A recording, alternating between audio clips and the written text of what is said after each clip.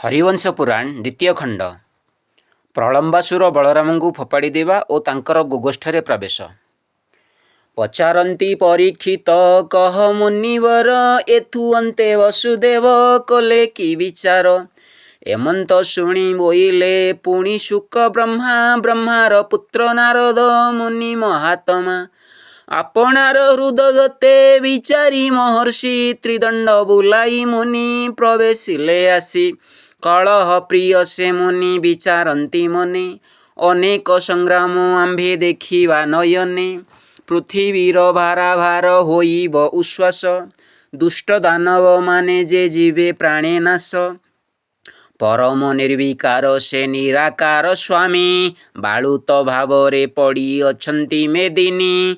माया मोहे पड़ी होई छंती ज्ञान ध्वंस केमंते फेड़िबे दुख कंस करी नाश। वसुदेव पुत्र बोली जानिले से कंस दुष्ट बुद्धि तार शिले पिटिब अवश्य। आज हूँ अजस जेबे पाइबे कहली आवर कि घेनी आंभे कराइबा कली। उपाये बलरामंकु एथु नेवा आज तेवे संग्राम देखिबा हेब देव कार्य। एते बुली मुनिवर गले हा देखरे धाते कि धातिकारे प्रवेशिले मंच मंडलरे।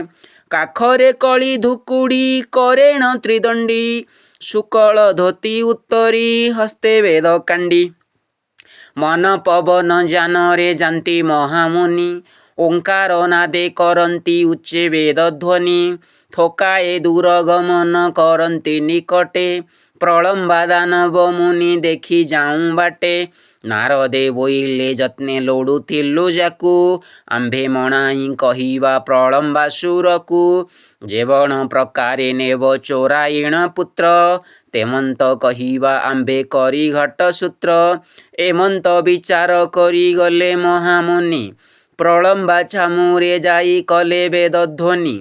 नारदंको आगमन देखिण दयित आसन को तेजी करी उठिला तुरित। कृतांजलि होई वीर कला नमस्कार पुण पुण प्रणमयी पादे सतेवार।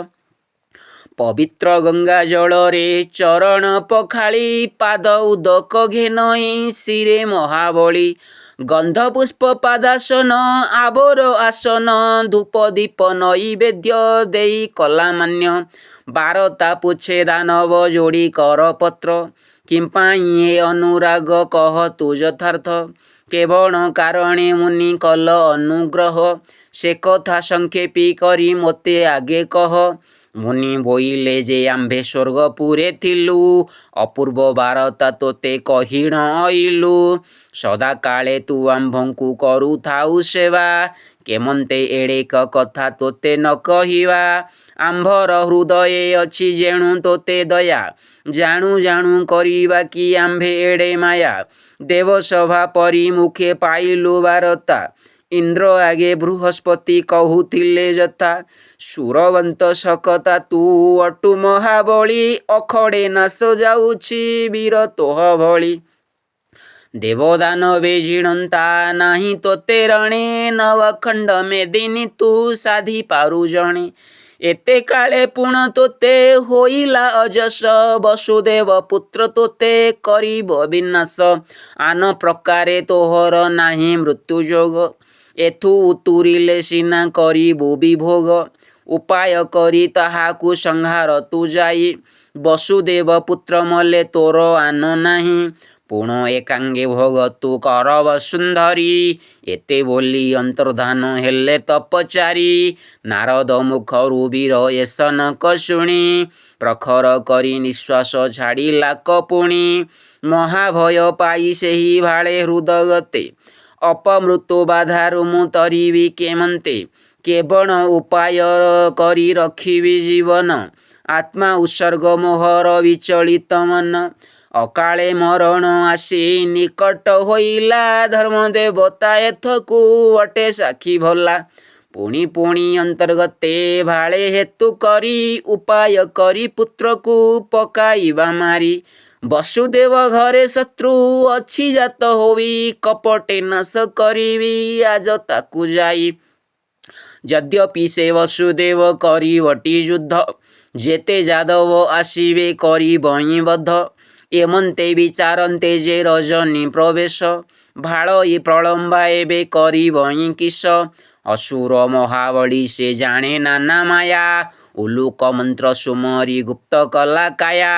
ଇଷ୍ଟ ଦେବତା ସୁମରି ଗଲା ଧାତିକାରେ, ତୁରିତେ ମିଳିଲା ଯାଇ ବସୁଦେବ ଘରେ। ସାତ ଘଡ଼ି ଯେ ପ୍ରବେଶ ହୋଇଛି ରଜନୀ, ବସୁଦେବ ଘରେ ଆସି ମିଳିଲା କପୁଣି। ଅନ୍ତୁଡ଼ିଶାଳେ ରୋହିଣୀ ପୁତ୍ର ଘେନି ଶୋଇ, ନିଶ୍ଚେଷ୍ଟ ହୋଇ ଅଛନ୍ତି ଅନ୍ତୁଡ଼ି ଲଗାଇ। ଏମନ୍ତ ସମୟେ ଯାଇ ମିଳିଲା ଅସୁର, ଦେଖେ ଅନ୍ତୁଡ଼ିଶାଳରେ ଉତ୍ତମ କୁମର। ବଳଦେବଙ୍କୁ ଆକର୍ଷି ଧରେ ମହାବଳୀ, ତିଳେ ମାତ୍ର ଭୂମିରୁ ସେ ନ ପାରିଲା ଚାଳି। ହୁଙ୍କାର ନାଦ କରିଣ ହିଆରେ ଠେଲିଲା, ବେନି ହସ୍ତେ ପୁଣି ଧରି ଅସୁର ତୋଳିଲା। ବିକ୍ରମୀ ଦରାଣ୍ଡି ପୁଣ ବାହାନାଦ କରି, ଚରଣ ଦୁଇ ଧରିଣ ଅତି ଆଣ୍ଟେ ତୋଳି।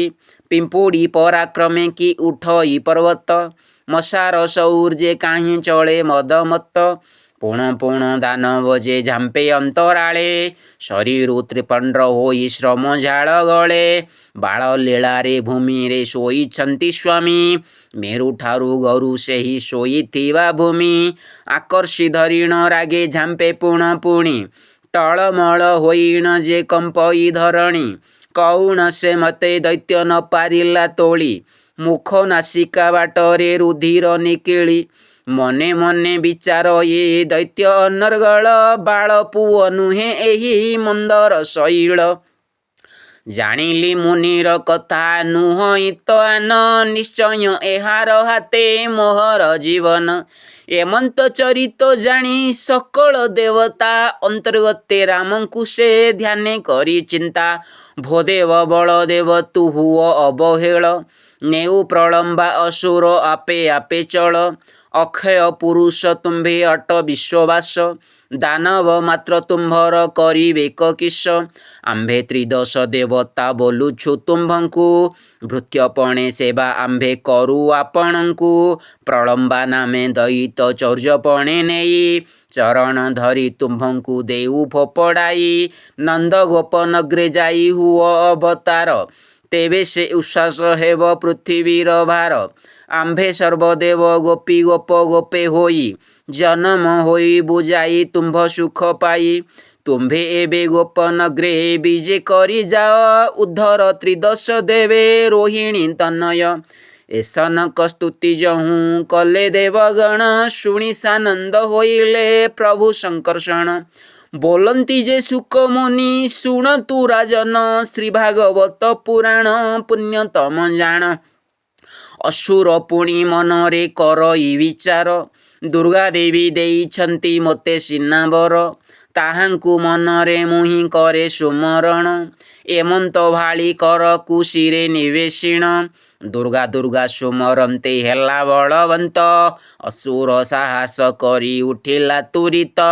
ପ୍ରଳମ୍ବା ଅସୁର ରାମ ପାଦ ଦୁଇ ଧରି, ବିକ୍ରମ କେଶରୀ ଯେହ୍ନେ ଝାମ୍ପେ ଆଣ୍ଟ କରି। ସୁର ସିଦ୍ଧ ମୁନି ଧ୍ୟାନେ ଯାହାକୁ ଚିନ୍ତନ୍ତି, ହସ୍ତେ ଧରି ସେ ପାଦକୁ ଝାମ୍ପେ ଦୈତ୍ୟପତି। ଭକ୍ତ ଜନ ବନ୍ଧୁ ସ୍ୱାମୀ ଅଟେ କଳେବର, ଚରଣ ଧରନ୍ତେ ହେଲେ ଉଶ୍ୱାସ ଶରୀର। ବସୁଦେବ ଭୁବନରେ ନ ଜାଣନ୍ତି କେହି, ଉଲ୍ଲୁକ ମନ୍ତ୍ରେ ଲୁଚାଇ ଦାନବର ଦେଇ। ଅଚେଷ୍ଟ ହୋଇ ଅଛନ୍ତି ସର୍ବେ ନିଦ୍ରା ଯାଇ, ମୋହିଛି ସେ ନିଦ୍ରାବତୀ କାରେ ଜ୍ଞାନ ନାହିଁ। ବିଶେଷରେ ନବଘଡ଼ି ହୋଇଛି ରଜନୀ, ଏସନ ବେଳେ ପ୍ରଳମ୍ବା ପୁତ୍ର କରେ ଘେନି। ମଥୁରା କଟକୁ ରାତ୍ରେ ହୋଇଲା ବାହାର, ଯମୁନା ନଦୀର କୂଳେ ମିଳିଲା ସତ୍ୱର।